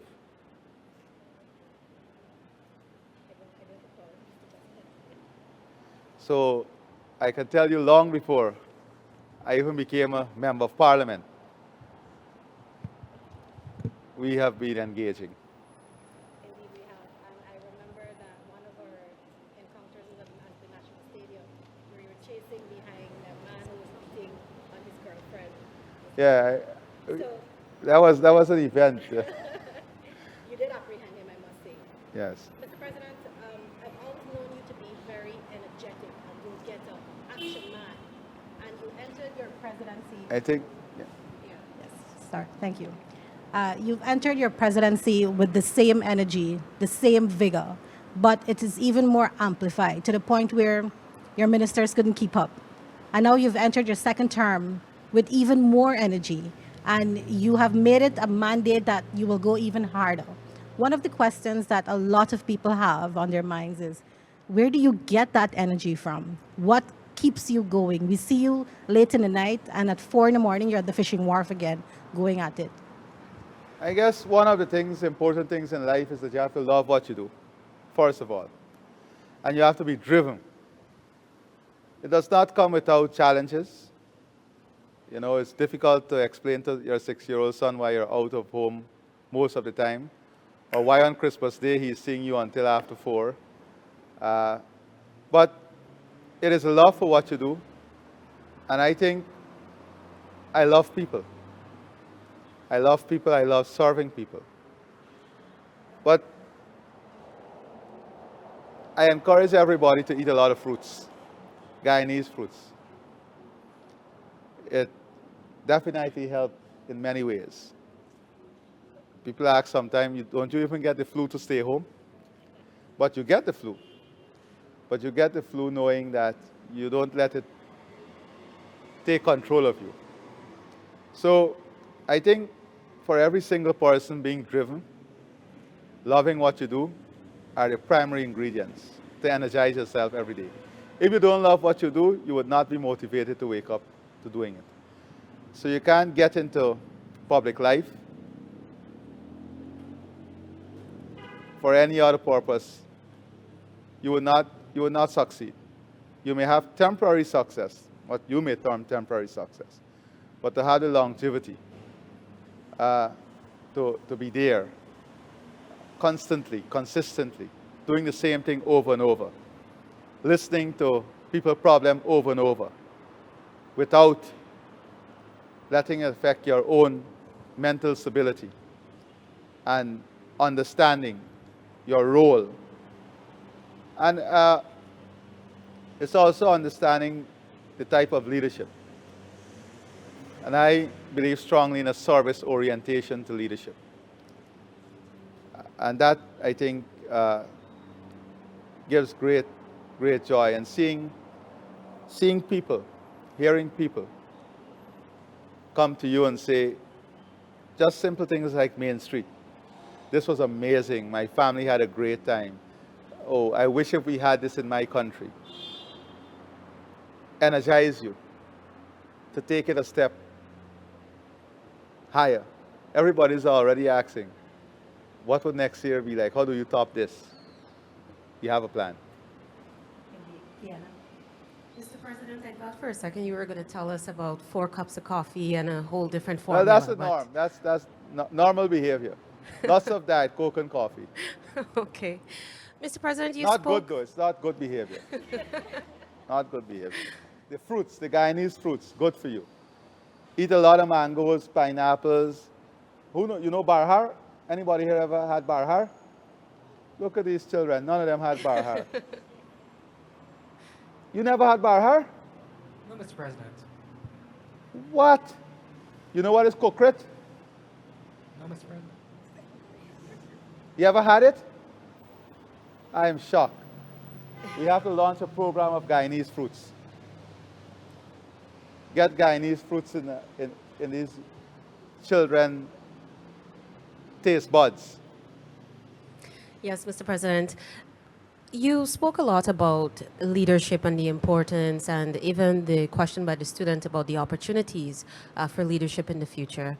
But I want to know if you can share with them as well, is there any book that has impacted you in the way you see leadership and the type of leader that you want to be? A book that is a must-read for any aspiring leader? There are so many books that I've read. But first of all, I think you have to have certain basic qualities. And you have to have a personal drive. No book can really tell you how to be a leader or allow you to be a leader. It's a book of your own life. And your book of your own life starts very early. That is why exposure for the young people is so important. You know, we came up in a different era. We're a 10-ounce Coke. Any of you ever had a 10-ounce Coke? You know what's a 10-ounce Coke? You know the small Coke bottle? That used to satisfy an entire volleyball team. Picture a 10-ounce Coke satisfying an entire volleyball team. Or a 10-ounce Coke satisfying a cricket team. You can't picture that. I look at the startled faces here. But that by itself is a test. We learn so much from that simple act of sharing a 10-ounce Coke. Because you had to take a sip and know when to stop so the other one could enjoy the same level. It's how each of us derive the same level of satisfaction, and each of us sacrifice to give each other the same level of satisfaction from the same 10-ounce Coke. Lots of lessons to be learned from that.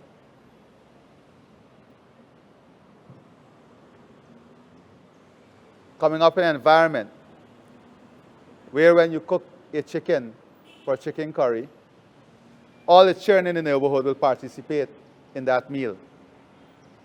Whether it means everyone enjoying 1 piece of chicken and 2 pieces of potato. And I can tell you that 1 piece and 2 pieces of potato had greater satisfaction, greater utility then than 5 pieces would have today. Today, many children leave school and go home to their tablet. We left school and go home to your friends playing a game together, sharing stories, talking to each other. Communication skills is important for any leader. Communication still cannot be developed with you guys texting each other in the same environment, and then you have a short thing from every, like somebody, the vice president was telling me the other day, someone told him the word sus. So I said, sus, we used that word long ago. It means you sus me, which means you understand me. He said, no, it means suspense. Suspect, right? Oh, this thing suspect. Suspect. In our turn, sus. You get me? You understand me? You sus me? But look at the simple act of communication, which is the greatest skill for any leader. We are losing it because you're not talking to each other. You're texting each other.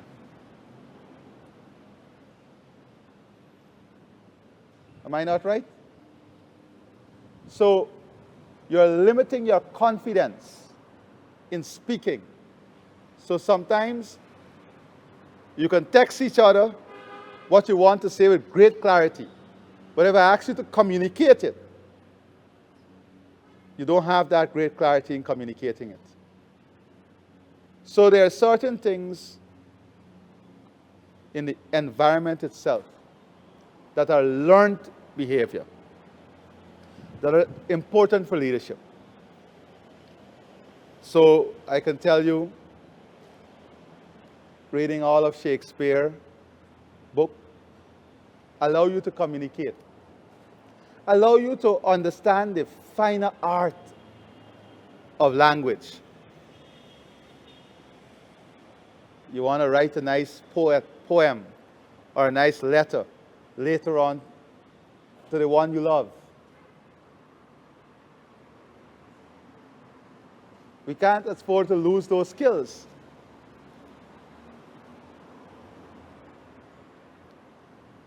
And remember always, ChatGPT and AI does not give you what you're thinking. And if we allow these devices to overtake our own ability to do our own analysis, our own thinking, our own processing, then our own processor up here will become lazy, ineffective, and you have to guard against this. The other thing is responsibility. Sometimes as parents, we believe that we're doing our children a great favor by reducing burden of responsibility upon them. Growing up, all of us know you had chores. You had certain things that you had to do on Sundays. We have to get back to allowing our children. I think someone asked that question about leadership, about having them being responsible.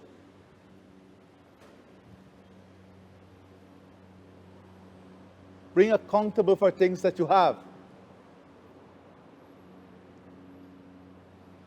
When you break something in a home, something coming behind that, if you can't explain why you broke it. So, leadership in the future, in this environment, is going to be very difficult. There will be a lot of aid to management. A lot of aid that will help you to be a good manager. But if we allow the personal traits of leadership to be eroded, you know, I read the book, The Art of the Deal, recently. And it's an amazing understanding of a global leader, approach to business. So reading is critical in helping you to develop, understand different examples, understand different circumstances, that influence leadership, but there are certain things that we have to develop on our own that I'm afraid if we don't allow it to be developed, we're going to lose a lot of those qualities. Still on the lighter side, Mr. President, what has been an ordinary moment for you or that you've experienced this year, apart from your contagious dancing moves, that reminded you that you're still a Guyanese man at heart? That's an interesting one. There were so many remarkable moments, you know, especially given the fact that we were in a campaign. You know, going out there and hearing people, there was a group of APNU supporters who I met on the campaign trail. And we started gaffing. And they said, Mr. President, you know our politics, but we love you. You're a true patriot. That was a moment that stood out. That regardless of the political season and recognize difference in support, that they were willing to recognize that. Also, every time I'm with our men and women in uniform, every single time I'm with them, I mean, the cameras and the population don't get to see every moment. Moments in the fields, seeing these men and women with their backpack, the weight.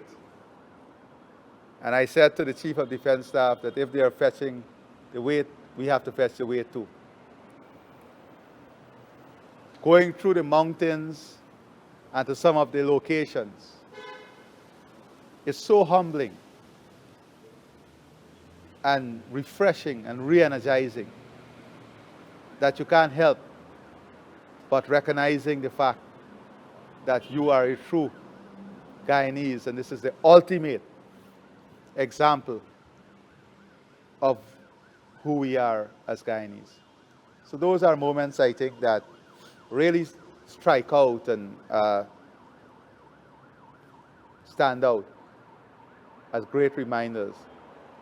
And grounding, I would say, grounding for who we are. Mr. President,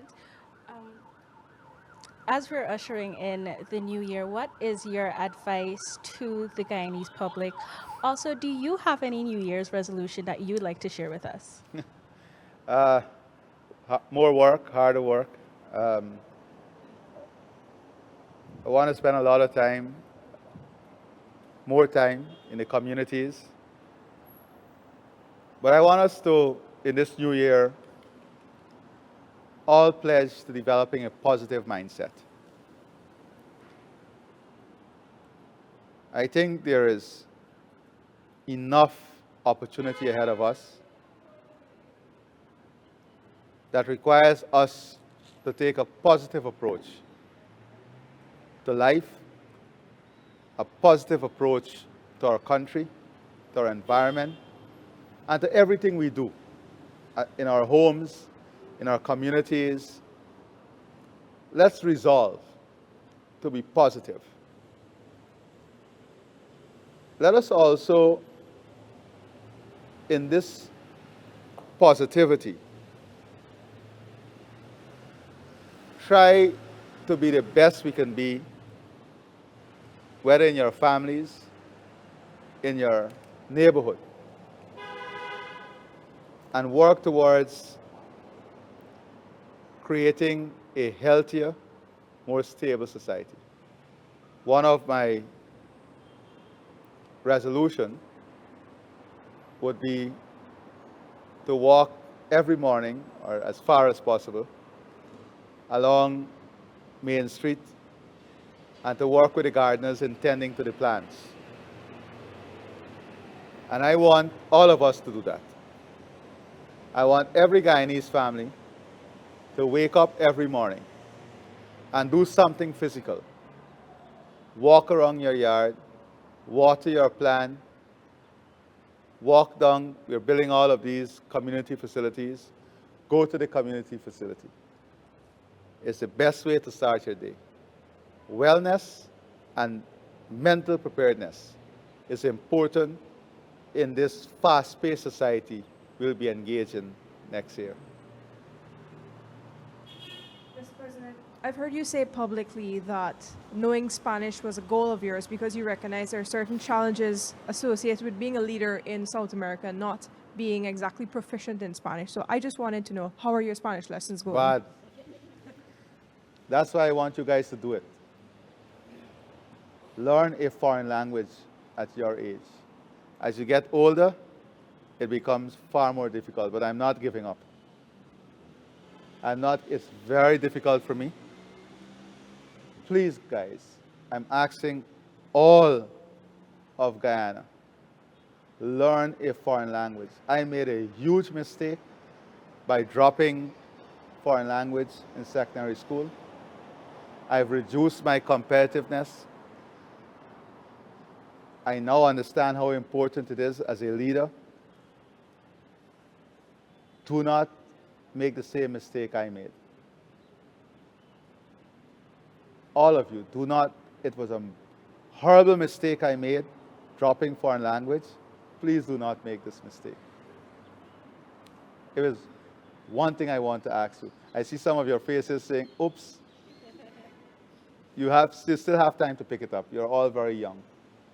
Okay? Thank you, Mr. President. We've all seen such a lighter side of you this afternoon. But before we wrap things up, we have 5 final questions from the students. So we'll start with the young man. Please remember to state your name and the school you represent.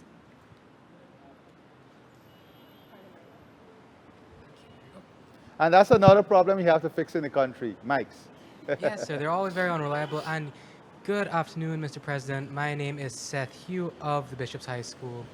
And as we globalize and as technology becomes more prevalent in our day-to-day lives, we find that younger and younger members of our family find themselves on social media.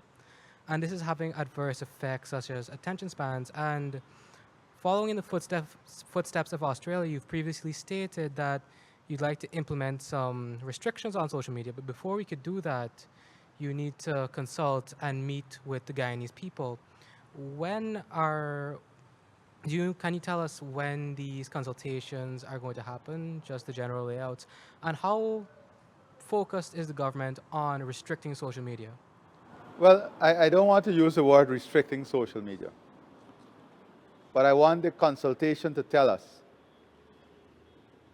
what we should do. So in January, we're going to start the consultation. We're already putting together the team. I have a number of case studies that I'm reading right now. The Australian model, looking at what Germany wants to do, the EU, the UK, because it's important for us to arrest this problem. Social media is not the problem. It's the abuse of social media. Right now, the United Nations has launched what they call an attack on the pandemic of misinformation and disinformation. Over the holidays, I've heard from literally hundreds of families about their children being on social media all night, all day, waking up until 3 in the day, 2 in the day, 1 in the day. As a parent, we have that challenge. Managing screen time. One parent told me that they took away the device at midnight and they put it in their room. And at 2, they woke up seeing the children crawling in the room like ninjas coming for the device. And you know this if you have siblings that are smaller. Every single day in the homes. And interestingly, when I was in the Silicon Valley, many of the tech majors, they told me their children below a certain age, they don't give them devices. or they limit their time. So all of us recognize this as a real problem. But you cannot over-police a system. That is why the consultations are important.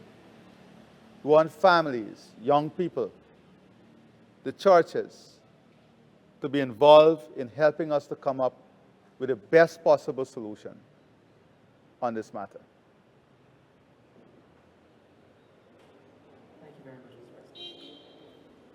Good afternoon, Mr. President. My name is Abigail Augustus, and I'm representing the New Central High School. My question is, what are some changes we can expect to see to help women empowerment under the next 5 years of your leadership? Well, if you look in this audience here today, you will see. First of all, I don't want to minimize the work of women in this country. We are a trailblazer. When you have more than 70% of our graduates from university being women, it tells you the story. Today, women in this country are taking and creating massive opportunities in leadership, in business, in technology, in sports.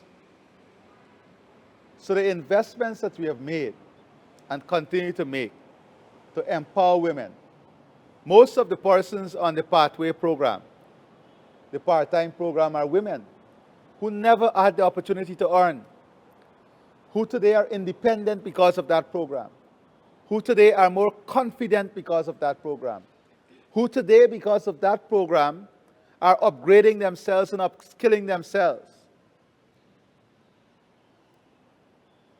So it is doing more of that. 35% of all new farms setting policies like that, being owned by women. Today, more women are taking housing loans than men. More women are being allocated house lots than men. And I would say that women are being far more responsible than men in our society today. And that they are bearing far more of the burden of development, the burden of family, than men in our society today. And I would go as far as to say that our men are lagging behind, and we are disappointing the women of our country. And we have to address this. Women love confident men, strong men who are living positive life. And I think that we need to take a leaf out of the women books in Guyana and convert their drive, their passion, their enthusiasm in our own lives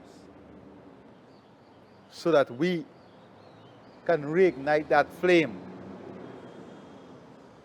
that is definitely missing in our society. And on the contrary to your question, we have to take deliberate steps. We have to take deliberate steps to win back the men in our society. And I look forward to the women leadership in helping us to do this. Thank you, Mr. President. Good afternoon, Mr. President. My name is Sebastian Khan from St. Joseph High School. And my question to you is, what are some concrete plans in the healthcare system and the regional hospitals in the hinterland, more especially in the rural and urban difference in these two regions? Well, basically, it is to create an even level of service across every single region. That is why we are building the regional hospitals. All the regional hospitals are equipped with the same level of lab, the same level of equipment, the same level of service, so that there's an evenness in the distribution of service. Why this is important? Today, we have patients from Brazil going to Latam. 5 years ago, it was a reverse. 5 years ago, we had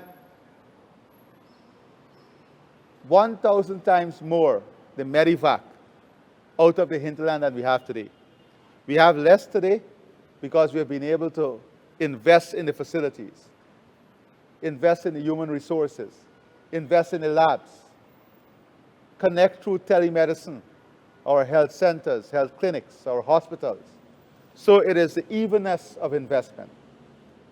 It is the creation of a minimum level of service that must be available to all our citizens, regardless of where they live. You're welcome. Good afternoon, Mr. President. My name is Alex Garway from St. Rose High School. St. Rose High School. My question to you is, how do you manage your personal family life and the affairs of the country? I must admit, first of all, because I believe that you have to admit your weakness, that I've not done a good enough job when it comes to managing time at the family level, because my son reminded me of that. And one of the stark reminder was he saw me one Sunday going out in the fields. And he said to me, "Daddy, I never want to be a president." And I said to him, "Why? Why would you say that?" And he said to me, "You always have time for the people and are out with the people, and you don't spend enough time with me." So I can be a leader and tell you it's all rosy, but I have to tell you the truth. So whilst I've been able to give as much time as possible to the people, I believe I have not done a good enough job at managing the holistic allocation of time, and that is something I have to work on. Good afternoon, Mr. President. My name is Rihanna James from St. Stanislaus College. Now, recently I understand that you launched the Guyana Digital School, which incorporates the use of artificial intelligence and more so electronic labs for STEM students. Now, that brings me to my question as what measures is the government implementing so as to provide hands-on experience, like my colleague said earlier, more so as their leadership and, because like you said earlier, if we don't have a mindset at doing what we love, then there's no way that we will wake up every morning and just be so energized. So in terms of providing hands-on experiences like workshops and so forth, what reassurance can you give to the students like myself? Because, it'd be fun to have like a shadow as a doctor or, practicing or so forth, but those opportunities are not currently presented in the way that they are with, let's say, the youth parliament. I mean, like, let's say you want to be a lawyer, you have more opportunity to join youth parliament than you do in STEM workshops and so forth. So I want to reinforce once again, what measures are you implementing in the future? And, what reassurance can you give to students that, okay, these measures will be accessible to all, regardless of where you are or who you are? Beautiful question. And I remember my days at Saints, when we used to go to Saints Farm. And we were able to practically do every single thing that was taught to us theoretically. One of the good things about the digital school, it allows you to perfect an experiment, because you don't have someone telling you you're wasting this chemical or you're wasting that chemical. You can do it over and over. But that does not replace, as you rightfully say, the opportunity to be in the environment itself. So if you look at medicine today, the robots would not replace the doctors, because doctors still have to be in the environment. But today, you can perform a surgery from UK in Guyana through robotics, through AI, at higher degrees of accuracy. But you still cannot do it without a human element being there. So it's finding the balance. That is why we have to create a society of innovators, a society of innovation.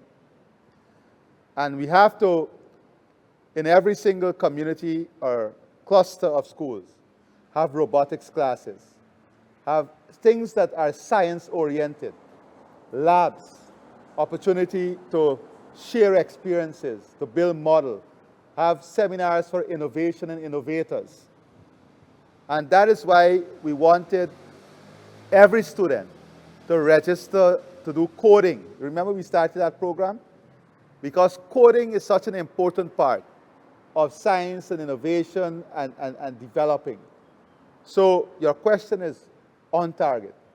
We have to ensure that we build out these facilities that will stimulate innovative thinking, give practical examples, and allow you to work in an environment that you want to adopt as your career in the future, right? That was what work studies were about. But we have to go beyond that now. And we have to create work attachments, similar to what I spoke about earlier. Giving you an opportunity to develop your confidence, to develop your work ethics and everything. All right? So you're correct. That is something that we have to ensure we build on and create the investments to give you the practical, realistic opportunity to work in such an environment. Great. President, this has been a very enlightening and edifying discussion. On behalf of the students and the journalists, we want to thank you again and wish you, your family, and the government a successful 2026. Thank you very much, and I wish all of you and your families a great new year, one that is filled with good health, success, love, and a positive mindset. Positive mindset. You know, on the issue of time, I have a saying that how do you define time? And my definition for time is the distance between birth and death. And what you're able to achieve between that distance tells how well you utilize time. So all of us have a different timeline. We don't know when is our end date. Some people may have 20 years, some 50 years, some 70 years.